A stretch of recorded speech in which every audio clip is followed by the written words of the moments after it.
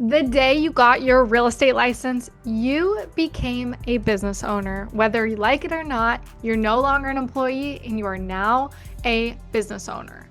But most agents, they never make that mental shift, and it's what costs them the business. Today, I'm going to walk you through exactly what it means to think and operate like a business owner in real estate, and why that shift is what separates agents who stay stuck from the agents who actually scale. Be sure to stay till the end of this video so that you can truly step into that CEO role of your own business. And if this resonates, share it with an agent who needs to hear it. And if you want to talk through your business specifically, my link is in the description below. So you can book a call, we can chat about your business and help you become the CEO of your own company. The employee mindset versus the business owner mindset. Here is the core difference. An employee who shows up, does work that's in front of them, they respond as things come in, and they wait for direction. They're waiting for someone to tell them what to do. Their income is tied to the hours that they're working, and when they're not working, their income stops. A business owner thinks differently. They ask, what systems do I need? What's working? What's not? Where should I be investing my time and my money right now? And how do I build something that generates income even when I'm not actively working? That's what we all want, right? We want business coming to us while we're not actively engaging and putting time into our business. Most agents will operate with that employee mindset inside this business owner role as a real estate agent. And that's exactly why most agents plateau. They do the work, but they never truly build a business. I remember the day that I showed up to my office at my brokerage. I sat down, I opened my laptop, and I realized I had no idea what I was supposed to do. I sat there and I thought about, there's nobody here telling me what to do. What do I need to be spending my time towards? And what I quickly realized is you have to find people who are doing the business that you want to achieve and mimic their daily activities. And I remember that day so vividly of sitting in the office not knowing what to do next, and I knew I had to take control of my business that I was starting. Shift number 1 is owning your pipeline. This is the first shift and it's the most important one. A business owner doesn't rely on someone else to feed their business. If your leads are coming entirely from your brokerage or a team lead or a third-party resource, you don't own a business. You have a job with a commission structure and you're getting fed by somebody else. The second that lead source changes, your income will change with it. So this is why the shift is owning your pipeline, building your database, generating your own referrals to create your own pipeline and create content that attracts clients for you. These are the things that belong to you regardless of what brokerage you're at, what team you're at, any market that you're in, or where the economy is going. This is how you control your business, is owning your pipeline. Business owners build assets, so you need to start building yours. And shift number 2, you need to track your numbers like a CFO, like a chief financial officer of your own business, because a business owner knows their numbers at all times.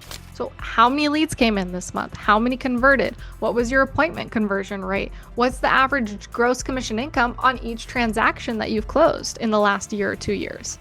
What did you spend on your marketing and what was the return on that investment? Most agents have no idea. They just work and they hope and pray that the income follows. But that's not running a business. That's just guessing. That's hope and pray. When you track your numbers, you stop the guessing and you can see exactly where your pipeline's healthy and where it has gaps and where you need to stop investing time and energy and money towards because it's not generating that great of a return. You can make smart decisions about where to invest your time and money by knowing your numbers, and you can predict your income instead of just reacting to it by knowing your numbers. So know your numbers, review them monthly, make decisions based on the data and not your feelings. And shift 3 is investing in your business. An employee will just get their commission, spend their paycheck, but a business owner reinvests a portion of that income that you received into growing the business further because you want to play the long game. You want to be here 5 years, 10 years down the road. You reinvest a portion of your income into opportunities. What does that look like in real estate? It could be coaching, it could be marketing, photography, content, your CRM. continuing education to further improve your skill set, creating referral partner events, client appreciation events, things that make you better and make your business more visible so that you can increase and own your pipeline. Most agents spend money on things that don't actually move the needle and skip the investments that actually would change the whole trajectory of their business. So you need to flip it and be intentional about where your money goes and treat your business like the asset that it really is. And shift 4 that needs to be made is making decisions on data, not your feelings. So this goes with your numbers. And people always say, oh, well, my gut's telling me that this is going to pay off one day. Don't go with your gut. Make the decisions on the data, what's creating a return on investment. And this one's hard because real estate agents is a relationship business and relationships are emotional. So it can kind of get convoluted in your own business. But the best decisions for business are made not from emotion, they're made from data.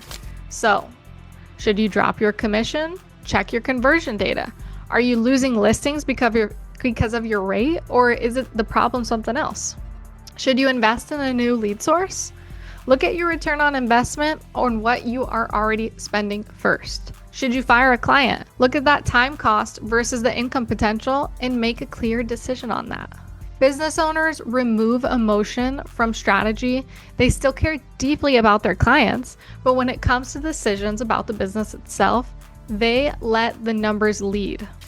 Well, you don't feel like a business owner yet? Well, you don't have to feel like one to start acting like one. That's the beauty. Some people call it fake it till you make it. Some people call it walk the walk. In fact, acting like one is exactly what creates the feeling over time. So start with one thing. Track your numbers this week. Make a reinvestment decision this month. So when you get your check, think about where you're going to put a portion of it and how much of that income that you're going to reinvest into your business. Take at least one step toward owning your pipeline. The identity will follow the action. It's not the other way around. You're not just going to wake up one day and feel like a business owner. You got to think that you are a business owner and you have been since day one. You got your license. You took the initiative to do that. Nobody was paying you to go get your license. Now is the time to run your business like a business owner, own your pipeline, track your numbers, reinvest intentionally, and make data-driven decisions.